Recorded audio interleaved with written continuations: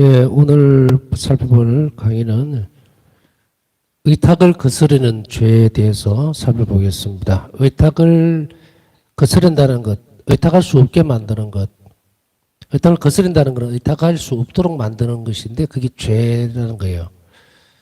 그래서 이 부분은 죄는 하느님의 사랑에 의해서 우리를 완전히 떼놓는 것, 또 초성적인 은총을 박탈함으로 인해서 하느님과 친교를 맺지 못하게 만드는 것, 뭐 이렇게 이 부분으로 우리는 잘 알고 있어요.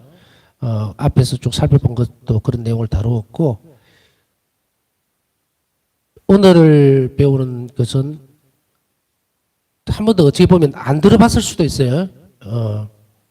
물론 앞에 강의를 다른 강의들을 쭉 계속해서 공부를 하셨던 분들은 조금 들어본 기억이 있겠다 싶은 생각이 들면서도 일반적으로는 의탁을 거스른다, 죄가 이런 부분들에 대해서 공부를 하거나 강의를 듣는 경우는 드물리라고 생각을 해요.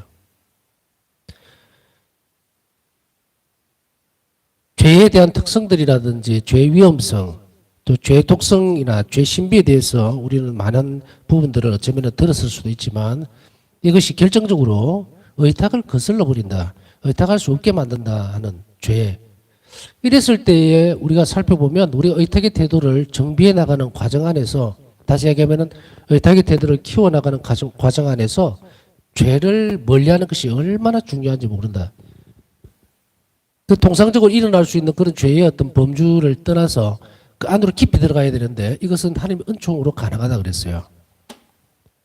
회개라든지 이런 것들은 결국은 회개가 뭡니까? 죄를 알아내고 그것을 반성하는 거고 두 번 다시 하지 않겠다고 결심하는 거거든요. 반성의 차원을 뛰어넘어서 의식 상태로 넘어가서 그것이 이제 우리는 이 의식 중에 내가 의식적으로 이것을 확실하게 죄는 어떻다라고 하는 것, 내가 의탁을 잘 하지 못하고 하는 그 요인 중에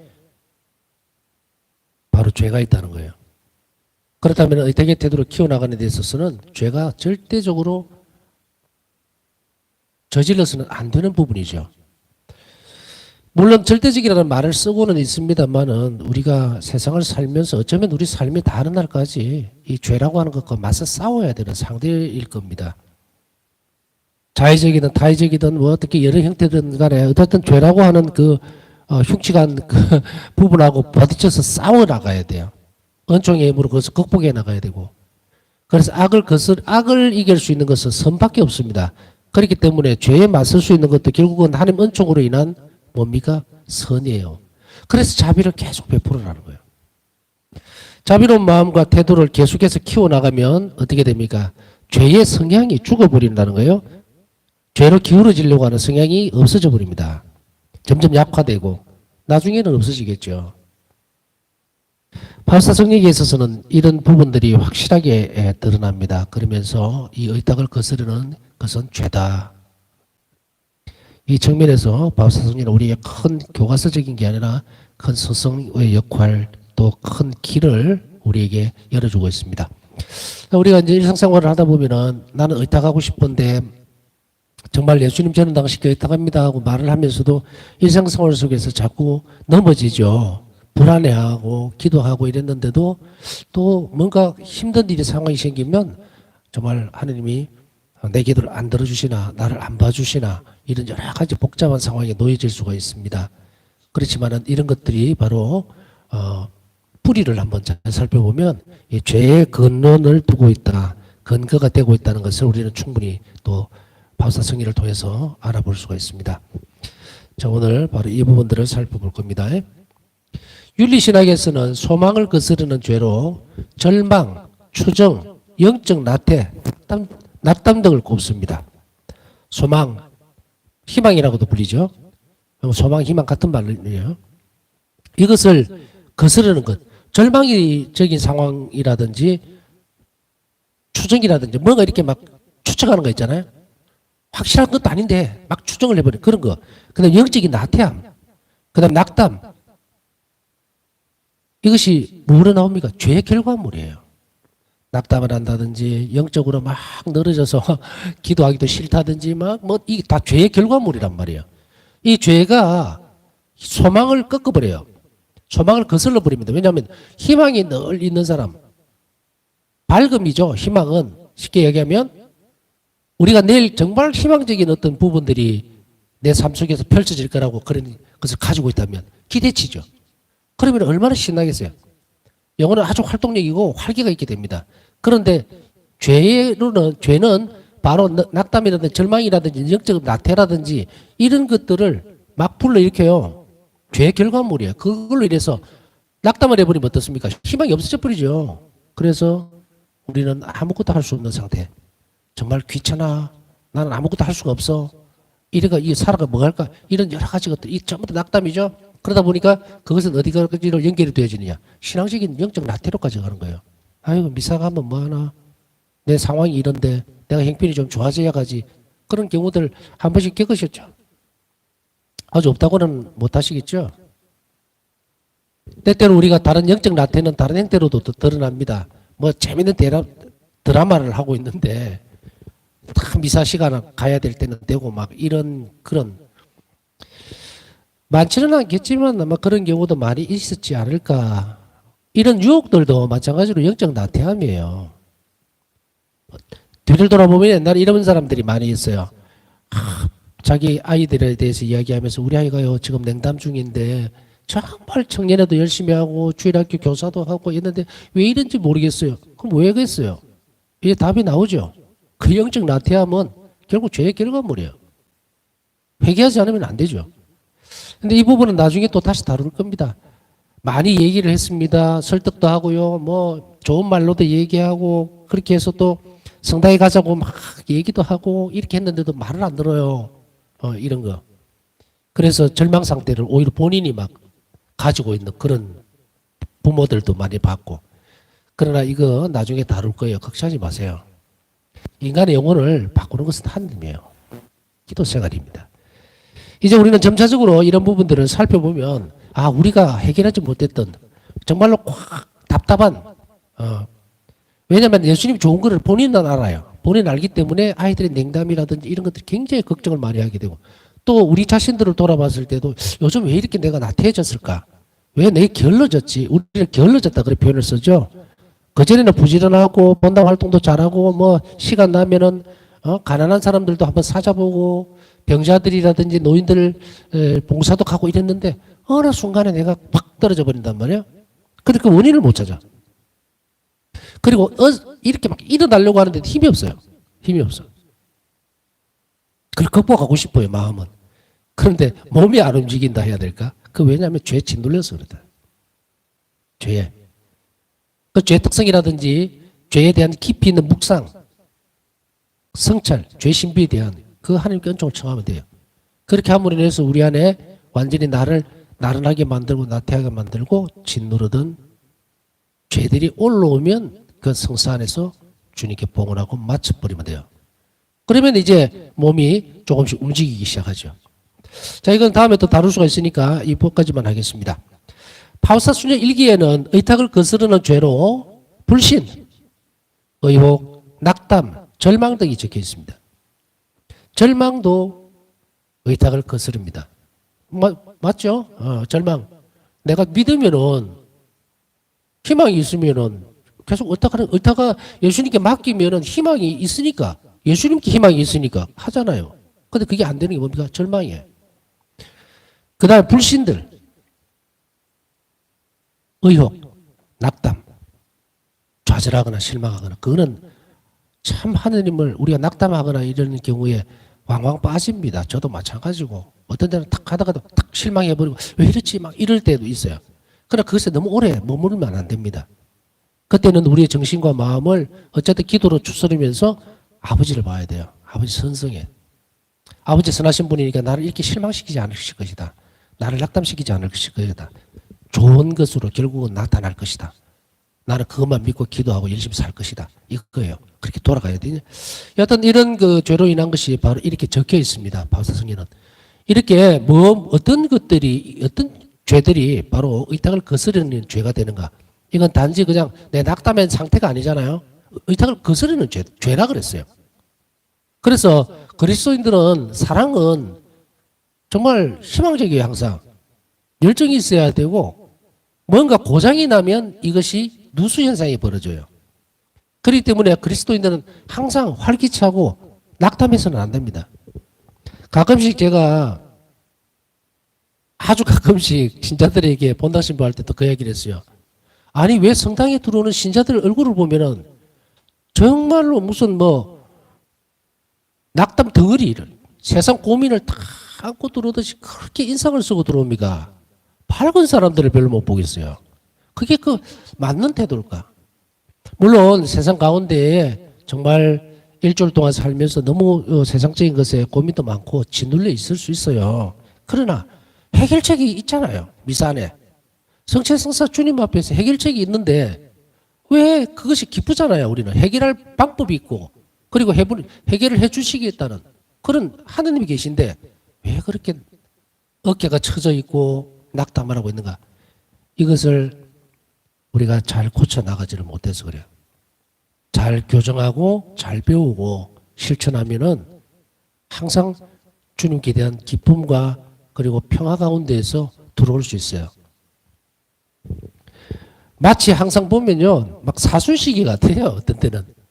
지금은 많이 바뀌었을는지 모르겠지만 본당 분위기가 표정이 없습니다. 그렇다고 해서 뭐 싱글벙글하면서 들어오려는 건 아니고 표정을 딱 보면 대부분 알 수가 있어요. 너무 낙담한 표정들. 그렇게 해서 하나님 앞에 와 있는 그 모습들이 애처롭기도 하고 저러면 안 되는데 설사 세상적인 일이 좀 꼬이거나 좀 불편한 부분들이 많이 생겼다 하더라도 모든 희망들이 하나님 안에 있는데 기쁘게 맞아야죠. 파우스타 수녀의 글에서 일기입니다. 그래서 의탁은 믿음, 소망, 사랑의 향주덕과 겸손, 통의 도덕적 특성으로 이루어진 태도다. 앞에서 배우셨던 내용들이에요. 더 알고 싶으면 앞에 다시 1장부터 보시면 돼요.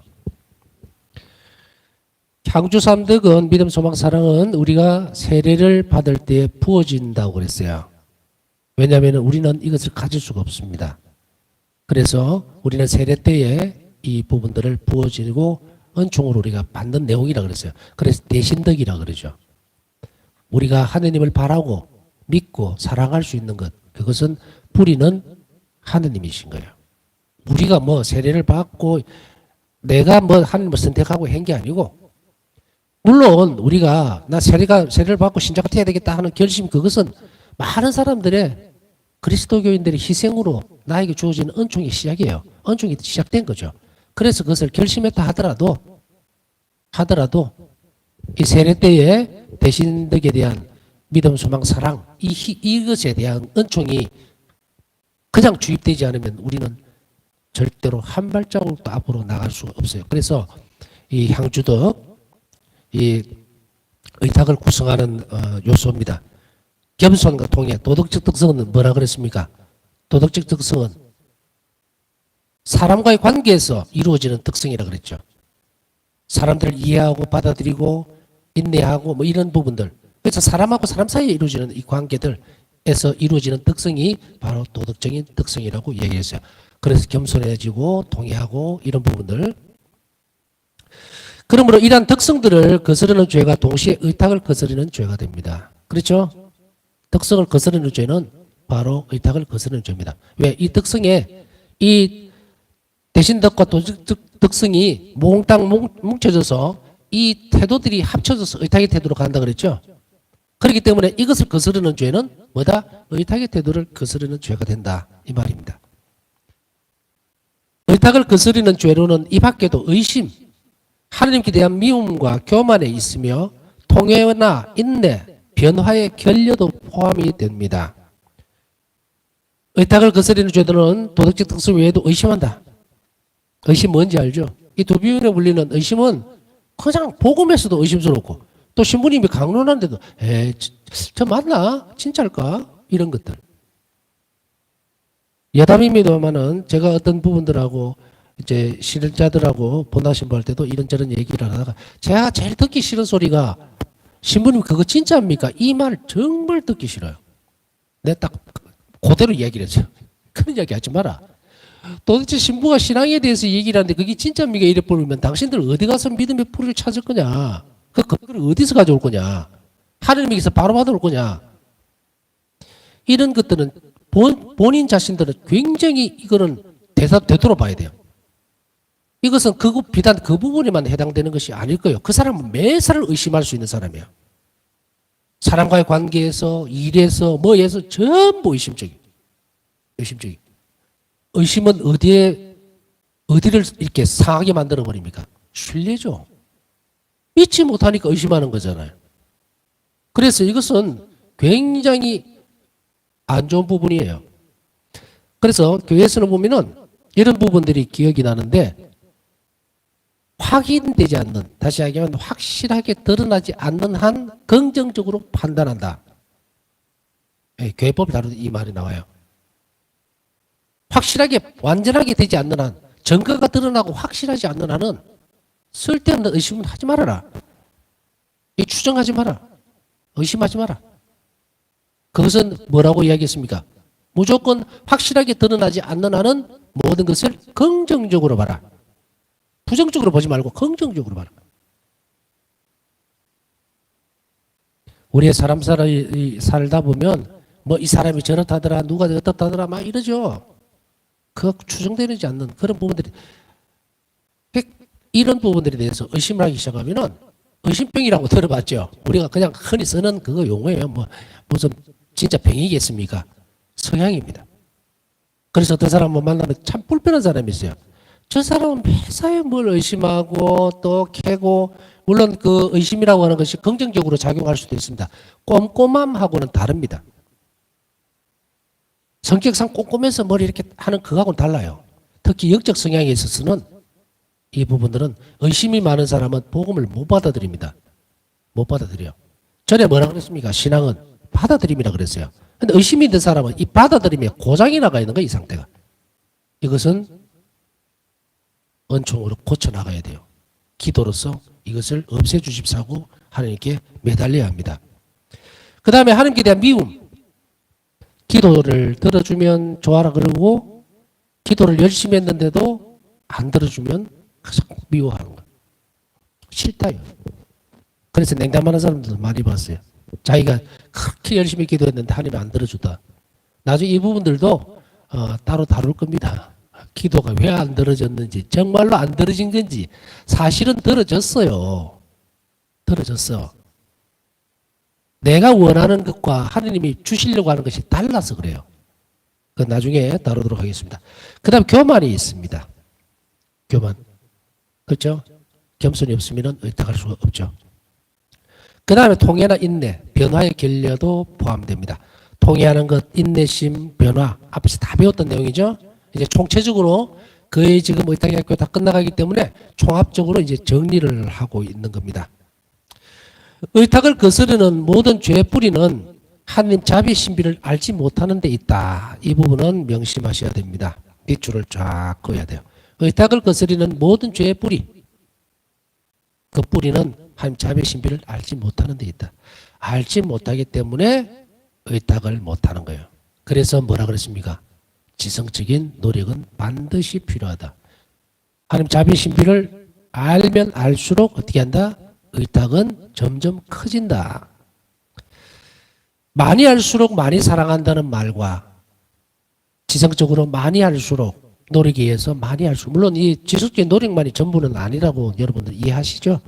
그러나 지성적인 노력들, 안다는 것에 있어서는 굉장히 중요하고 큰 부분을 차지하는 것이 지성적인 노력입니다. 이 지성적인 노력에서 이것이 커질수록 뭐도 늘어난다? 많이 알게 됐죠? 그러니까 많이 의탁할 수 있다. 그래서 이것은 반비례하는 것이 아니라 비례해서 같이 갑니다. 여러분들이 공부를 열심히 할수록 이제 뭐다? 의탁하는 태도는 점점 커질 수밖에 없죠. 물론 실천적인 부분을 배제하고 있는 말은 아닙니다. 자칫 잘못하면요, 실천을 배제하고 머리로만 커져버리면 무거워서 못 움직입니다. 지성적으로 노력만 잔뜩 해놓고 나면 머리만 커지고 몸은 안 움직여요. 그런 사람은 어떻게만 의탁하는가? 정신으로만 의탁합니다. 온몸으로 의탁하는 게 아니라 정신으로 의탁해요. 이런 사람들은 이렇게 의탁하는 태도는 완성되지 못합니다. 거의 반쪽이죠. 그러나 지금까지 저와 같이 공부하고 묵상하고 또 실천을 열심히 하셨던 분들은 이렇게 하지 않으리라고 하는 것을 압니다. 행동으로 드러나지 않는 자비로운 태도, 그것이 행동으로 드러나지 않으면 무엇이 결여됐습니까? 하나님을 사랑한다는 그런 행동, 표현이 어떻게 돼요? 없다. 표현하지 않는데 하느님이 그 사람이 당신을 사랑하는지 어떻게 알까요? 자, 첫 번째로 신학에서 의탁을 거스르는 죄. 이제 신학적인 부분으로 살펴보겠습니다. 신학에서는 의탁을 거스르는 죄를 어떻게 보고 있는 것인가? 첫 번째로 윤리신학에서는 의탁을 소망과 동일시합니다. 의탁을 소망과 동일시합니다. 윤리신학에서는 의탁합니다라고 했을 때는 희망이 그곳에 있는 거예요. 아까 말씀드렸듯이 희망이 있으니까 의탁하는 거예요. 그래서 윤리신학에서는 의탁을 소망과 동일한 것으로 봅니다. 그래서 의탁을 거스르는 죄는 소망과 연결되어 지적이 됩니다. 자신의 개인적인 구원을 의심하는 것. 아, 내가 이래 돼갖고 정말 구원받을 수 있을까? 또 혹은 다른 사람에 대해서 그렇게 의심하는 것. 저 사람 구원받겠나? 저렇게 해가지고. 아, 저래가 살아갖고 저 신앙인이라고. 절대로 하지 마세요. 그건 우리 영역이 아닙니다. 하나님 자비는 그 영혼을 너무도 잘 알고 계시다는 거 우리가 알죠. 우리는 그 사람 영혼들을 모릅니다. 그렇기 때문에 아이고 저 사람은 절대로 구원받지 못할 거야. 저래 갖고 무슨 천당 가겠나. 함부로 절대로 어떤 경우에도 건드려서는 안 된다. 우리 자신들에게서는 우리 자신 스스로도 이 구원을 의심하는 것 그것 아니다. 즉 절망은 의탁을 거스르는 중한 죄입니다. 이것은 자유의지를 가지고 구원의 길에서 벗어나는 겁니다. 나 이제 안 할 거야. 절망은 그거예요. 예수님에게서 하나님에게서 나는 어떤 것도 발견하지 못하겠어. 희망이 그쪽에 없는데 어떻게 됩니까? 구원에서 벗어나 버린다. 비켜가 버린다. 예수님이 그 사람을 구원하시지 않으려고 하는 것이 아니야. 절망은 우리 스스로 심판을 내려버립니다. 심판을 내려버려요. 전에도 심판에 대해서 말씀을 잠깐 드린 기억이 나는데 심판은 우리 스스로 해버립니다. 우리 스스로. 자아 비판하는 거 아니에요. 내가 살아왔던 삶의 매 순간이 그대로 드러나 버리면서 우리 스스로가 심판돼 버리는 거예요. 하나님이 줄 세워놓고 너 이리가 저리가 이렇게 하는 거 아닙니다. 우리가 살아왔던 대로 그대로 우리가 죽음이 임박하는 게 아니고 죽음의 순간 딱 죽고 나면 하나님 심판대 서는 순간에 모든 양심적인 것과 그 사람이 살아왔던 모든 삶이 한꺼번에 드러나면서 그 영혼은 갈라져 버립니다. 지옥으로 가든지 연옥으로 가든지 천국으로 불리든지. 그래서 절망은 의탁을 거스르는 중환죄입니다. 그래서 어떻게 보면 여러분들이 이렇게 고해성사를 볼 때에 제가 이래서 참 너무도 절망스러운 상황에 빠졌었습니다라고 하는 그 큰 죄입니다. 중환죄예요. 중환죄입니다. 십계명에서 다루고 있지 않는 의탁을 거스르는 중요한 죄이기 때문에 이런 부분들은 고해성사를 통해서 드러내줘야 됩니다. 가벼운 죄는 아니라는 거야. 소죄가 아닙니다. 큰 죄입니다. 절망을 하느님을 버리려고 그러잖아요. 절망 상태에 놓인 것. 그것도 잘 이번 기회에 성찰해 볼 필요가 있고 그래서 이런 것에 빠지지 않도록 어떤 경우에도 절망 속에서도 하느님께 희망을 두고 찾아 나가려고 하는 모든 노력들을 다 해야 하는 것이 중요합니다. 절망에 빠지면 사람은 자신이 영원한 생명을 얻는 것이 불가능할 것이라고 확신하며 영원한 생명을 얻기 위한 노력을 포기합니다. 아까 말씀드렸죠. 기도 생활이라든지 나태함도 마찬가지입니다. 같이 몰려 들어와요. 쓰나미 같이. 그렇게 함으로 인해서 모든 것들을 다 놓아버리는 거예요. 결국은 어떤 것까지 갑니까? 성체조변은 고사하고 성당 자체를 안 나가버리죠. 그래서 어떤 것들도 들으려고도 보려고도 하지 않습니다. 심지어는 어떤 사람은 정말 나는 성당 안 갈 것이야 라고 하면서 집안에 있던 성모장부터 시작해서 모든 성상, 십자가 전부 쓰레기통에 버리는 것도 봤어요. 어쩌겠습니까?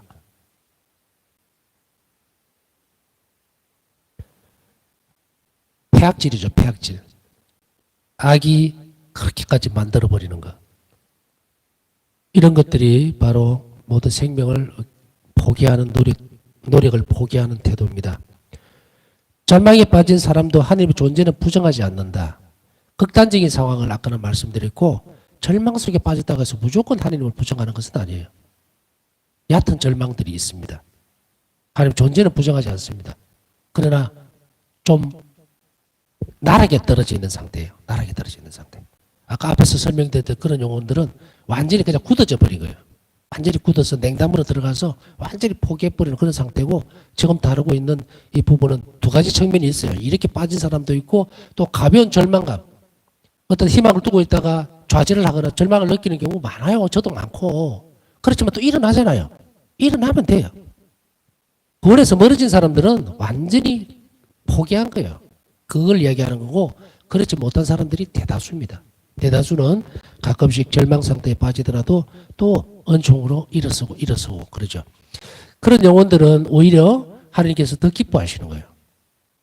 왜냐하면 당신 자비를 더 많이 줄 수 있기 때문에 돌아설 수 있는 영혼 그것이 정말로 우리에게 필요해요.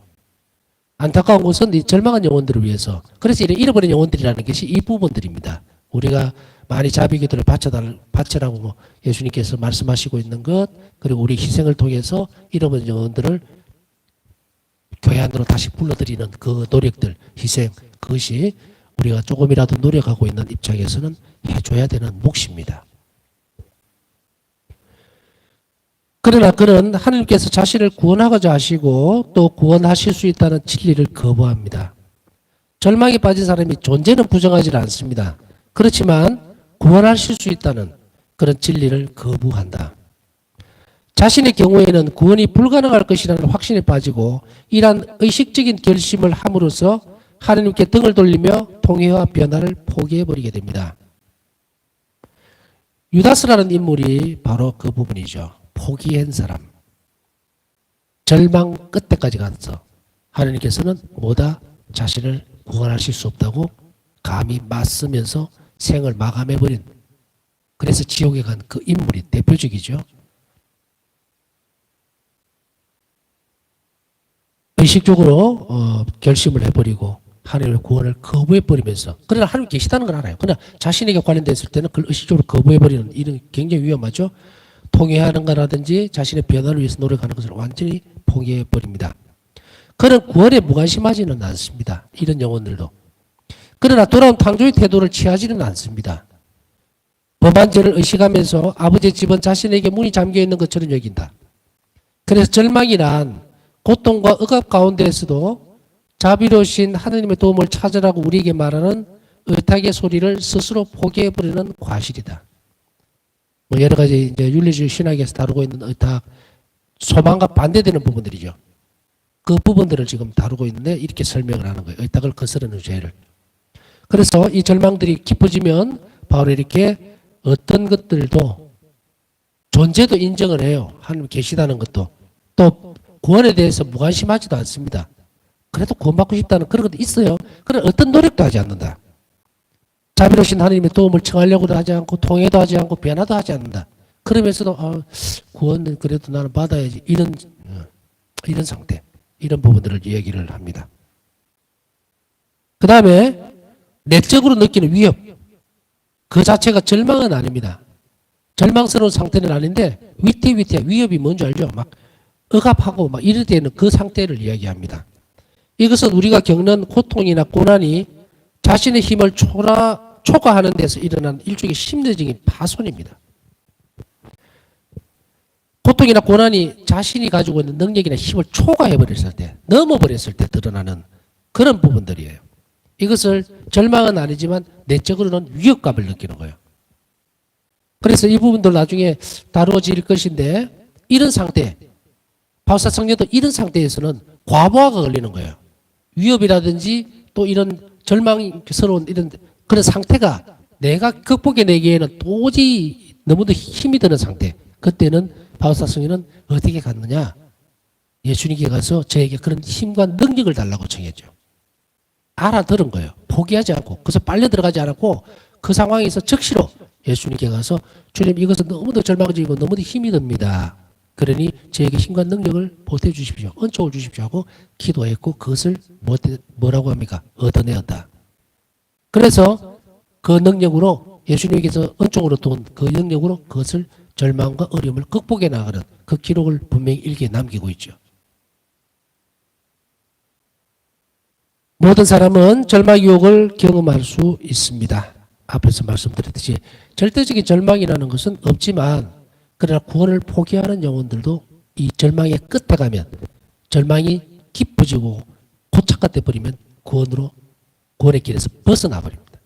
그러나 많은 사람들이 대부분의 사람들이 이런 절망적인 상황을 경험할 수 있다 이야기합니다. 그러나 하나님께 가까이 있다면 그것을 극복할 수 있으며 절망의 지점에 이르지 않을 것이다. 하나님 곁에 가까이 있으면 절망은 감기처럼 우리가 느낄 수 있어요. 많이 부딪힙니다. 그러나 하나님께 가까이 있느냐 없느냐 여기서 갈라집니다. 하나님께 늘 가까이 있으려고 하는 영혼은 그것을 어쨌든 극복해 나가고 그렇지 못한 영혼들은 완전히 밀려나가 버립니다. 분명히 말해 절망은 자신의 나약함과 죄보다 더 위대하신 하나님께 대해 알기를 원하지 않는 교만으로 인해서 나타납니다. 절망은 하나님에 대해서 더 알기 쉽지를 않은 거예요. 알고 싶지를 않아요.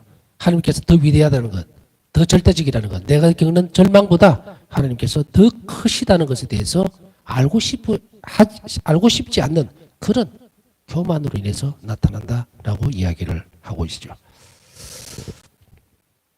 예, 우리에게도 절망적인 상황들이 늘 도사리고 있습니다. 유혹처럼.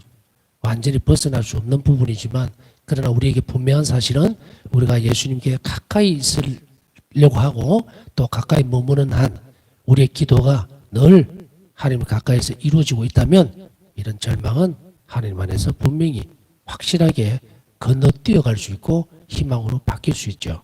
그러니 이것은 우리에게 위협적이기는 하지만 그러나 우리를 하나님에게서 떼놓을 수 있는 그런 것이 되지 않도록 우리가 노력하면 충분히 극복할 수 있다는 것도 함께 알아들어야 될 것입니다. 다음 시간 우리가 절망적인 상황에서 놓여질 때도 많지만 그러나 언제나 예수님을 떠나지 않고 사랑 안에서 그것을 극복해 나갈 수 있도록 도와주십사 하면서 남은 시간 묵상하도록 하겠습니다.